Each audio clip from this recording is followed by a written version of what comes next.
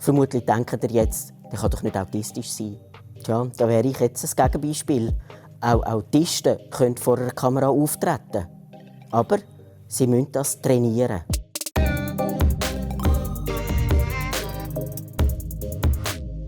Tja, das wäre schön, wenn wir alle Genies wären. Das ist aber leider nicht so. Aber es gibt manche von uns, die ganz besondere Begabungen haben, zum Beispiel, dass sie außerordentlich gut rechnen können. Aber das sind nur ein paar Prozent von uns. Und ich gehöre nicht dazu.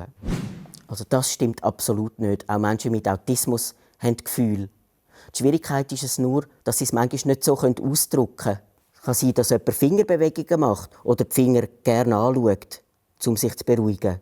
Oder dass jemand flattert, um so seine Freude auszudrücken. Und dann gibt es natürlich auch die so in einer Not sind, sodass sie sich selber schlagen. Ja, viele mit Autismus haben keine Freunde und wünschen sich so, Freundin oder Freund zu haben.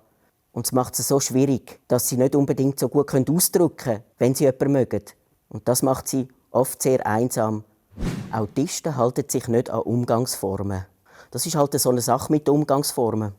Eigentlich muss man die häufig als Mensch mit Autismus von Grund auf auswendig lernen.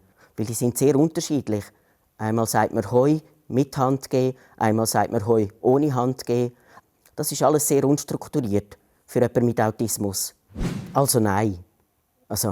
Autisten wollen auch Sex haben. Es kann sein, dass andere Menschen denken, Autisten wollen keinen Sex, weil sie haben ja nicht gerne Berührungen. Was man so einfach nicht sagen kann. Natürlich können Berührungen schwierig sein. Sie sind aber dann insbesondere schwierig, wenn sie nicht vorhersehbar sind. Manche Menschen mit Autismus wirken unfreundlich.